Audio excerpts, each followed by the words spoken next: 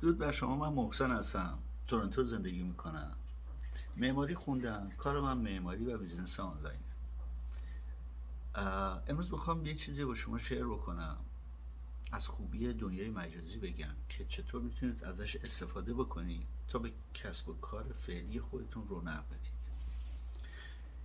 دنیای مجازی در حقیقت میاد به شما میگه که ما محدودیت های شما رو در دنیای واقعی کم میکنیم.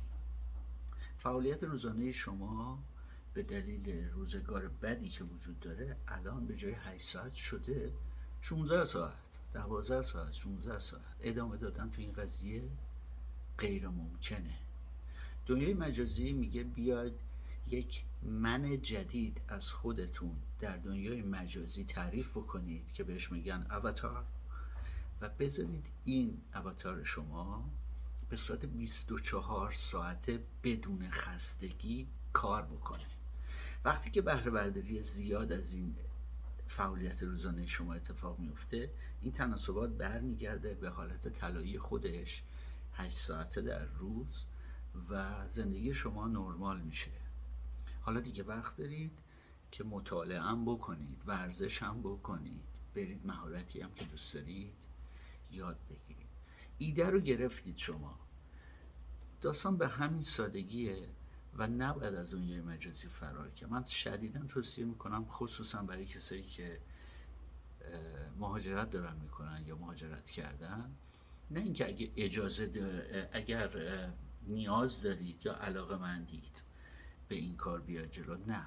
هر کس تو هر رتبه ای، تو هر مقام و منزلتی میتونه بیاد شروع بکنه و قوی هم باید شروع بکنه و در حقیقت بیاد یه تعادلی رو بین گذشته و حال آیندهش برقرار بکنه. همونطور که قبلا تو هیچ مسئله در دنیای واقعی شما در نموندید، الان هم مسئله روزگار جدید رو با تکنولوژی خودش، تکنولوژی روز، در حقیقت ببرید جلو.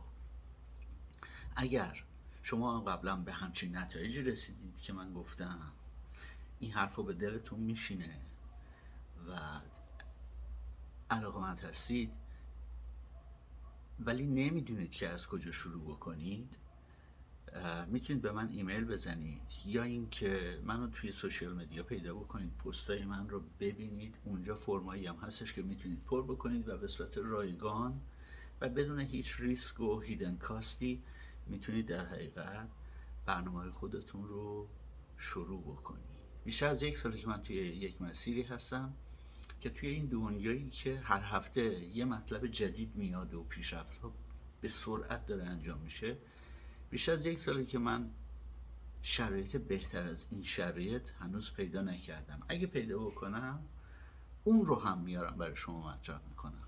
هیچ گرفتاری وجود نداره.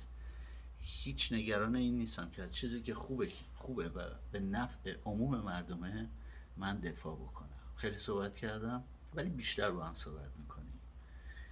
روزتون بخیر.